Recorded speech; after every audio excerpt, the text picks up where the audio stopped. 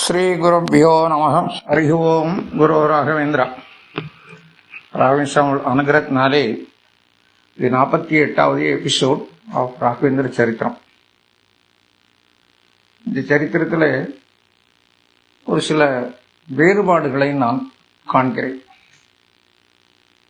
அதாவது நம்ம புஸ்தகங்களில் அதாவது ராஜா குருராஜாச்சார் அவர்களுடைய எழுதின புஸ்தகத்தினுடைய தமிழ் டிரான்ஸ்லேஷன், அதுவும்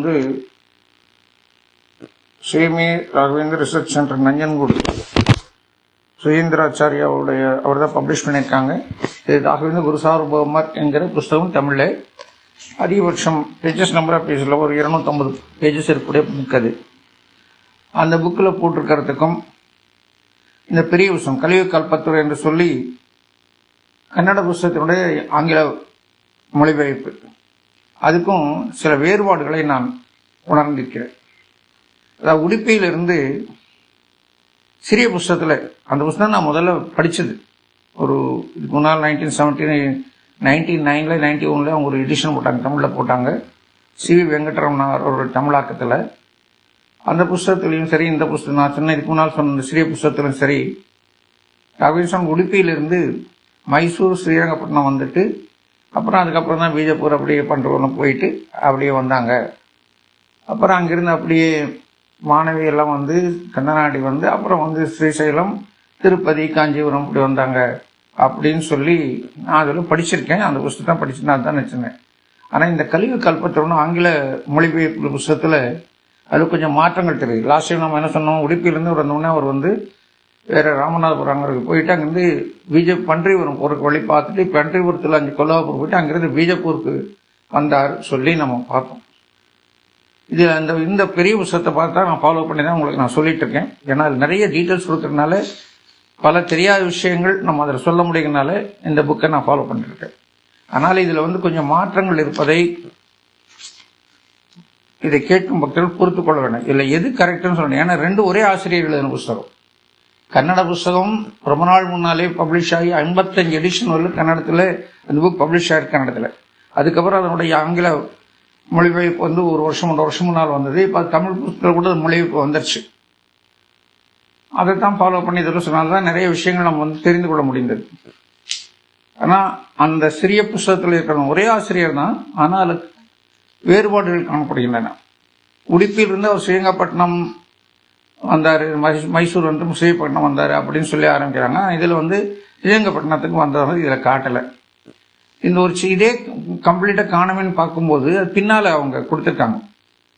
இந்த பெரிய புஸ்தக பிரகாரம் அவர் ஆலூருங்கிற இடத்துக்கு அப்புறம் அங்கிருந்து ஸ்ரீசைலம் திருப்பதி காஞ்சிபுரம் கும்பகோணம் வந்துட்டாரு.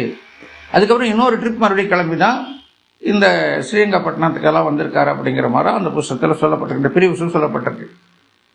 இதில் எது கரெக்டுங்கிறது சரியானால இது பண்ண முடியல. ஸ்ரீ ராகவேந்திர விஜயத்திலையும் பார்த்தீங்கன்னா அவர் இதோட சரி இந்த இது பிரகாரம் தான் வருது. பீஜப்பூர் முடிச்சுட்டு அங்கிருந்து அப்படியே அவங்க ஆலூர் முடிச்சுட்டு ஆலூர்ந்து அப்படியே அவர் ஸ்ரீசைலம் வந்துட்டார் அப்படிங்கிற மாதிரி தான் அந்த ராகவேந்திர விஜயம் புஸ்தகத்திலையும் சொல்லப்பட்டிருக்கு. இருந்தாலும் ஆனால் அந்த அரவிந்தெல்லாம் கடைசி 6 பேஜஸ் 6 சர்க்கம் தான் எடுத்துட்டாங்களா. அதனால அந்த அந்த நடந்தது ஸ்ரீரங்கப்பட்டினத்திலே ராகவேந்திர சுவாமி இருக்கும்போது தான் அந்த மகாகவி நாராயணத்தை எழுதி காட்டுந்தாக இந்த பெரிய புஸ்தகம் சொல்லப்பட்டிருக்கு. அதை பற்றி பின்னால் நம்ம பார்க்க போறோம். ஸோ இதனுடைய இந்த மாற்றங்களை பொருட்படுத்தாமல் நடந்த நிகழ்ச்சிகளை மாத்திரம் பார்க்கலாம். இப்போ ராகவேந்திர சுவாமி ஆலூருங்கிற ஊருக்கு வந்ததை பற்றி போன எபிசோட்ல பார்த்தோம். ஆலூர் ஒரு கிருஷ்ணாந்த கஷேத்திரம், நிறைய ஸ்காலர்ஸ் நல்ல வித்வாம்சர்கள்லாம் இருக்கக்கூடிய இடம். அந்த இடத்துல அமைதியான முறையில் ராகவேந்திரன் தங்கியிருந்து 2 கிரந்தங்கள் ஏற்றார். பாவதீபா என்ற நூல், அது என்னன்னா டீகாராயருடைய தத்த பிரகாஷ் என்ற நூலுக்கு உபகமெண்ட்ரியாக எழுதியிருக்காரு. இது இந்த பாவதீபாங்கிறது பாத்தீங்கன்னா ஒரு பாஷ்யம், பிரம்மசூத்திரத்துக்கு பாஷ்யத்துக்கு உண்டான உரையாக தான் இது அமைந்திருக்கிறது. தத்துவ பிரகாசிங்கிறது டீக்கராயர் எழுதிருந்தா அது பிரம்மசூத்திரத்துக்கு பாஷ்யமாக இருக்குது அதில். ஆனால் அதுக்கப்புறம் அதுக்கு மறுபடியும் ராகவேந்திர உப கமெண்ட்ரியாக பாவதீபான்னு சொல்லியிருக்காரு. அது எழுதி முடித்த போது அவருக்கு ஒரு அனுபவம் ஏற்பட்டது ராகவேந்திர சுவாமிகளுக்கு. இந்த புஸ்தகத்தை இந்த நூலை எழுதி முடித்து டீக்காராயிருக்கு ஜெயதீர்த்து சொன்னா அவருடைய உரைக்கு தானே ஒரு உரை எழுதியிருக்காரு, சப் கமெண்ட்ரி எழுதியிருக்காரு. அதனால அவர் ஜெயதீர்த்திற்கு அவர் ஆஃபர் பண்ணி நமஸ்காரம் பண்ணி சமர்ப்பணம் பண்ண பண்ணிட்டு அன்று இரவு ஜெயதீர்த்தர் அப்படின்னு சொல்லிட்டு கனவுலே சொல்றாரு, உங்களுடைய இந்த பாவதீபாங்கிற புஸ்தகம் ரொம்ப சிறப்பாக, நூல் ரொம்ப சிறப்பாக இருக்குது. நான் நீங்க இயக்கும் போதே நான் பார்த்துட்டேன், அதெல்லாம் சிறப்பாக இருக்கிறது, ரொம்ப சந்தோஷம் சொல்லிட்டு இன்னொரு உத்தரவு கொடுக்கிறார். மத்வாச்சாரியர்கள் அனுபாஷ்யம், அதுக்கு நான் உரை எழுதவில்லை. ஆகவே சொன்ன நிறைய புக்களுக்கு அவர் டீக்கா எழுத உரை, அதனால தான் டீக்கா கிருபாதர்னு சொல்லி அவர் அவ்வளவு சொன்னாங்க. ஏன்னா மத்வாச்சாரியருடைய மெஜாரிட்டி ஆஃப் நூலுக்கு அவர் உரை எழுதினவர் டீக்காராயர். அதனால தான் அவர் ஜெயதீர்த்தங்கிற பேர் போய் டீக்காராயர் பேர் வந்தது. ஆனால் அவர் அனுபாஷ்யங்கிறத நூல் மத்வாச்சாரியருக்கு எழுதலை. அனுபாஷ்யங்கிறதுனா முதல்ல ராகவேஸ்வரர் பிரம்மசூத்திரத்துக்கு பிரம்மசூத்திர பாஷ்யம்னு சொல்லி எழுதினாங்க. உடுப்பியில் எப்படின்னு கேட்டினா இந்த அனுபாஷ்யம் எல்லாம் எல்லாரும் டெய்லி பாராயணம் பண்ணுவாங்க. ரொம்ப பெருசாக இருக்கிறதுனால அது பாராயணம் ரொம்ப கஷ்டமாக இருக்கு. அது பாராயணம் பண்ணி முடிச்சுன்னா அப்புறம் சாப்பிடணும் உட்காருவாங்க. அவர் சொன்னால் 3 மணி 4 மணி ஆகிடும். துவாதசி பாராயணம் போது என்ன பண்ண முடியும்? அப்போ பண்ணுறது ரொம்ப கஷ்டமாக இருக்கும். அதுக்காக அனுபாஷ்யங்கிற நூலை மத்வாச்சாரியர் எழுதினார். அந்த அனுபாஷ்யத்துக்கு ஜெயதீர்த்தர் உரை எழுதல. அதை இப்போ ரவீந்திர சுட்டி காட்டி, நீங்கள் டிப்பணி எழுத மாத்திர, நீங்கள் டீக்காக்குரு பாதராக, டீக்காக்குரு ராயராக, நீங்களும் டீக்க எழுதினராக, டீக்காக்குரு கர்த்தராக நீங்கள் இருக்க வேண்டும்ன்றதுக்காக அதை நான் எழுதவில்லை. உங்கள் மூலம் நடக்கொண்டு நான் விரும்பி அதை நான் செய்யலை. ஆனால் நீங்கள் அதை இப்போ நீங்கள் அதுக்கு அனுபாஷ்யத்தை நீங்கள் உரை எழுத வேண்டும் சொல்லி டீக்காராயர், அதாவது ஜெயதீர்த்தருக்கு ஆணை எடுக்கிறார். அதுக்கப்புறம் தான் ராகவேந்திர அதுக்கு அவர் உரை எழுதி அனுபாஷ்யத்துக்கு உரை எழுதினாரு. தத்துவமஞ்சரி என்ற பெயரில் ராகவேந்திர அதை எழுதி அந்த ஜெயதீர்த்தருக்கு அவர் சமர்ப்பணம் பண்றாரு. அப்புறம் அங்கிருந்து ராகவேந்திர ஆலூருங்கிற இடத்துல புறப்பட்டு ஸ்ரீசைலம் வர்றாரு. ஸ்ரீசைலம் மல்லிகார்ஜுன சுவாமி தரிசனம் பார்த்துட்டு அங்க ஒரு நாள் தங்கி இருந்துட்டு அங்கிருந்து அவர் அவருடைய குலதெய்வமான திருப்பதிக்கு வர்றார். திருப்பதி வரும்போதே அவருக்கு ஒரு சந்தோஷம். அங்க படியேறதுக்கு முன்னால கீழேயே அந்த படிக்கட்டு கீழே முதல்ல சாஷ்டாங்க நமஸ்காரம் அந்த மலைக்கு பண்ணிடுறாரு. ஏன்னா அந்த மலையே சாலிகிராம மலை. முதல்ல சாஷ்டாங்க நமஸ்காரம் பண்ணிட்டு அதுக்கப்புறம் தான் படியேறி திருப்பதி மலை மேலே வர்றாரு. திருப்பதியில் அங்கேருந்து பேடி ஆஞ்சநேயர் அப்படின்னு ஒரு ஆஞ்சநேயர் சன்னம் இருக்கு, எல்லாருக்கும் தெரியும் அந்த இடத்துல. அங்க இடத்துல அவங்க அந்த கோவில் திருப்பதி தேவஸ்தான நிர்வாகஸ்தர்கள் எல்லாம் ராகவேந்திர சுவாமிகளுக்கு அங்கே பூர்ண மரியாதை அளித்து அவரை சன்னதி மூலஸ்தானத்துக்கு உள்ள அழைத்துட்டு போறாங்க. ராகவேந்திர சுவாமி அவர் போய் அங்கே மூலஸ்தானத்தில் வெங்கடரமண சுவாமிக்கு மங்களாரத்தி காட்டினார். ராகவேந்திர சுவாமிகளுடைய அந்த மூலராமரோட பூஜா பெட்டி அங்கே முன்னால் வைக்கப்பட்டது. எல்லாம் மங்களாரத்திலாம் காட்டிட்டு ரொம்ப சந்தோஷம் ராகவேந்திர சுவாமிகளுக்கு. அவருடைய குலதெய்வம் அல்லவா, அவருடைய அனுகிரகத்தினால பிறந்தவர்களா ராகவேந்திர சுவாமிகள். பூர்வத்திலே 12 வருஷம் பூஜை பண்ணவர்களா வியாசராஜராக இருக்கும்போது. அதனால அதோடைய அட்டாச்மெண்ட் டுவர்ட்ஸ் திருப்பதி வெங்கடரமண சுவாமி ஜாஸ்தி தான். ஸோ அவர் பார்த்து அவர் நினைக்கிறாரு, நம்ம இங்கே உட்காந்து கொஞ்ச நாள் ஏகாந்தத்தில் தியானம் பண்ணணும்னு சொல்லி அவர் விரும்புகிறார். அது மாலை நேரமானதுனால அவங்க ஸ்ரீ மடத்து நிர்வாகிகள் சொல்கிறாங்க, இப்போ நிறைய ஜனங்கள் வந்துட்டு இருக்காங்க, அதனால ஒன்று பண்ணலாம், நீங்கள் நாளை காலையில் அதிகாலையில் நீங்கள் வாங்க, தாராளமாக நீங்கள் ஏகாந்தத்தில் நீங்கள் தியானம் பண்ணலாம்னு சொல்லி சொல்கிறாங்க. ராகவேந்திர சுவாமி சரின்னு சொல்லி ஒத்துக்கிட்டு அங்கே மடத்துக்கு அங்கே இருக்க மடத்தில் அங்கே போய் தங்கியிருந்து அவருடைய தேவ பூஜா பூஜைகள்லாம் முடிச்சுட்டு மறுநாள் அதிகாலையிலேயே அவர் நாராயணாச்சாரியா, லட்சுமி நாராயணாச்சாரியா இந்த 2 பேர், அது இல்லாமல் இன்னும் 2 பேரோட சேர்ந்துட்டு அங்கே மூலஸ்தானத்துக்கு திருப்பதி வெங்கடரமண சுவாமி மூலஸ்தானத்துக்கு போகிறாங்க. போன உடனே நாராயணாச்சாரியா அந்த பூஜா பெட்டி, மூலராமர் பூஜா பெட்டி எடுத்து அந்த வாசல் முன்னால் சுவாமி முன்னால் கூட அந்த கர்ப்பகுடி வாசலில் வைக்கிறார். அந்த சீஃப் பிரீஸ்ட் அங்கே முக்கிய பிரதான அர்ச்சகர் அவர் அந்த பெட்டியை எடுத்து வெங்கடரமண சுவாமிக்கு மூலஸ்தானத்தில் வெங்கடசுவாமிக்கு முன்னாலே ஒரு பலகையை போட்டு அது மேலே அந்த பெட்டியை வைக்கிறார். இவர் உள்ள ராகவேந்திர சுவாமியில் அந்த கர்ப்பகுடிக்கு உள்ளே போன உடனே அந்த சிஷ்யால் எல்லாரும் வெளியில் வந்துடுறாங்க. அர்ச்சகர் உள்ள வந்துட்டு ஸ்க்ரீன் போட்டுறாங்க. ஸ்க்ரீன் போட்டோடனே ராகவேந்திர சுவாமி அப்படியே ஏகாந்தத்தில் அப்படியே வெங்கடரமண சுவாமி பார்த்துருக்காரு. 12 வருஷம் தொட்டு பூஜை பண்ண சாமி, எத்தனை நாள் கழிச்சு மறுபடியும் அன்னைக்கு வந்து உங்களை வந்து பார்க்கோட தரிசனம் எனக்கு கிடைத்திருக்கிறது என்று சொல்லி புலகாங்கிதம் அடைந்து அவர் பல்வேறு ஸ்தோத்திரங்களாலே வெங்கடரமண துதிக்கிறார். அப்படியே ஆழ்நிலை தியானத்துக்கு போறார்.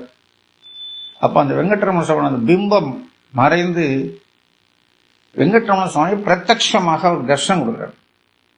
அந்த தரிசனத்தினுக்கு வேர்க்கே நம்மால முடியாது. அவ்வளோ அழகான ஒரு அந்த சங்கு சக்கரத்தோட கௌசுவமணி மாலையோட எல்லாம் அப்படியே அந்த வட்சஸ்தலத்திலே லக்ஷ்மி இந்த மாதிரி எல்லாம் அதோட தரிசனம் அப்படியே ஒரு ஆனந்தமா அவர் பார்த்துட்டு அந்த சுயரூபம் அப்படியே பிரத்யட்சமா பார்க்கிறார். அவர் அந்த விக்கிரகம் மறைஞ்சு போய் நிஜமாகவே வெங்கடரமண சுவாமி அவர் பார்க்கிறார். பார்த்து அப்படியே அவர் வந்து தியானத்தில் அப்படியே லைச்சு போயிடார்.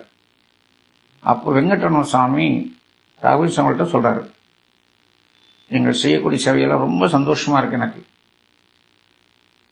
என்னை அறியக்கும் வேண்டும் என்று சொன்னால் வேதத்தின் மூலமா தான் என்னை அறிய முடியும். ஆனால் நீங்கள் வந்து வேதத்துக்கு உரை எழுத வேண்டும் சொல்லி வெங்கடரமண சுவாமி அவருக்கு உத்தரவு கொடுக்கிறார். யாருக்கு? ராகவேந்திர சுவாமிகளுக்கு திருப்பதியில வச்சு வேதங்களுக்கு நீங்க உரை எழுதி அது பக்தர்களுக்கு போய் சேரணும். அதன் மூலம் அவர்கள் அந்த வேதத்தினுடைய கமெண்ட்ரியை புரிஞ்சுவிட்டு அதன் மூலமா அவர்கள் என்னை உணர வேண்டும் என்பதாக அவர் சொல்லி வேதத்துங்களுக்கு உரை எழுத சொல்லி வெங்கடரமண சுவாமி பிரத்யட்சமா ஆகாசவாணி அவர் சிறப்பா அவர் காதலை நல்லா சொல்றார். அவர் ராகவேந்திர சுவாமி புலகாங்கிதம் அடைந்து விட்டார். அப்புறம் ஸ்கிரீன் எடுக்கும்போது உடனே கொஞ்ச நேரம் கழிச்சு அவர் வெளில வரேன்னு சொல்லி சிக்னல் கொடுத்த உடனே அர்ச்சகர்கள் வந்து அந்த ஸ்கிரீனை தராங்க. அப்போ ராகவேந்திர சுவாமி மாத்திரம் உள்ள இருக்கிறாரு, எல்லாரும் வெளியில் வந்துட்டாங்க. அவர் மாத்திரம் ஏகாந்தத்தில் இருந்தார். இந்த ஸ்கிரீன் நகர்த்தி வைக்கும்போது ராகவேந்திர சுவாமி இந்த வெங்கடரமண சுவாமி சிலை மேல அவர் போட்டிருந்த அந்த துளசி மாலை அப்படியே ராகவேந்திர சுவாமி கழுத்தில் அப்படியே விழுந்தது. பெரிய அதிசயம்.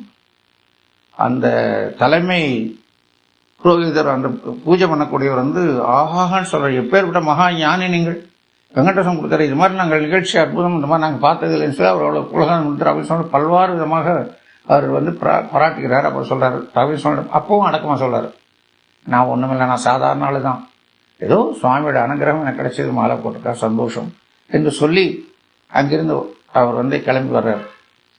அங்கே ஒரு வாரம் திருப்பதிலை மலை மேலிருந்து நிறைய சேவைகள்லாம் கலந்து கொண்டு நித்தியம் வெங்கடரமண சுவாமி தரிசனம், அங்கே பாடப்பிரவச்சனங்கள் எல்லாம் பண்ணி முடிச்சுட்டு பத்மாவதி தாயார் சன்னதிக்கு வருகிறார்.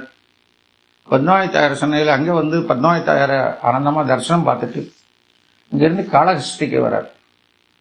காளஹஸ்தியில வந்து அங்கே வந்து ருத்ரதேவர் சிவனை தரிசனம் பார்த்துட்டு அங்கிருந்து காஞ்சிபுரம் வருகிறார். காஞ்சிபுரத்துல அங்கே வந்து அவர் வரதராஜ பெருமாளுக்கு கருட சேவை செய்கிறார். அதுக்கப்புறம் காமாட்சம்மன், ஏகாம்பரேஸ்வரி இவங்கெல்லாம் தரிசனம் பார்த்துட்டு அங்கே 2-3 நாட்கள் தங்கியிருந்து அங்கிருந்து அவர் வந்து திருவண்ணாமலை அருணாச்சலேஸ்வரர் சென்னை போறார். அங்கேயும் ஈஸ்வரனை தரிசனம் பார்த்துட்டு அங்கே கிரிவலம் எல்லாம் வந்து பிரதர்ஷனம் எல்லாம் பண்ணிட்டு திரும்பி அவர் வந்து விருதாச்சலம் வந்து அங்கே போய் பகவந்தனை தியானம் பண்ணி நமஸ்காரம் பண்ணிட்டு இங்கே ஸ்ரீமுஷ்ணம் வராகசுவாமியோட கஷேத்திரத்துக்கு வர்றார். வராகசுவாமி கஷேத்திரத்திலையும் ஒரு சில நாட்கள் தங்கியிருந்து சுவாமி ஆனந்தமா தரிசனம் பார்த்துட்டு அங்கிருந்து கும்பகோணத்துக்கு புறப்பட தயாரிக்கிறார். ராகவேந்திர கும்பகோணத்துக்கு வரப்போறாங்க. அந்த கும்பகோணத்தில் நிகழ்வு எப்படி இருக்கிறது என்பதை பார்க்கலாம். நான் முதலே சொன்ன மாதிரி முதல் இதுக்கு முன்னால் நம்ம படிச்ச போது 13 வருஷம் ஒன் ஸ்ட்ரோக்ல அடிச்சுட்டு வந்தாரு அப்படிங்கிற மாதிரி தான் நம்ம இதில் படிச்சிருக்கோம். ஆனா இவர் வந்துட்டு திரும்பி கும்பகோணம் வந்து சில காலம் இருந்து திரும்பி மறுபடியும் அவர் போய் அங்கிருந்து அவர் வந்து அந்த நஞ்சன்கூடு போய் அங்கிருந்து அவர் வந்து தொட்டதேவராயபுரம், அதை வந்து இது ஸ்ரீரங்கப்பட்டினம் அங்கெல்லாம் போயிட்டு வரதா சொல்லியிருக்காங்க. அதுக்கப்புறம் தான் கிரீடகிரியில் நடந்த மகிமைகள், சாவனூர் நவமோட மகனை உயிர்ப்பித்தது, அப்புறம் மாணவி போறது, அப்புறம் இவர் கந்தநாட்டிக்கு போய் வெங்கடாபுரத்துக்கு அனுகிரகம், இந்த மாதிரி எல்லாம் அதுக்கு பின்னால் வர மாதிரி தான் இருக்குது. இது எது கரெக்ட் எது தப்புன்னு சொல்றதுக்கு நம்ம சொல்ல தெரியல.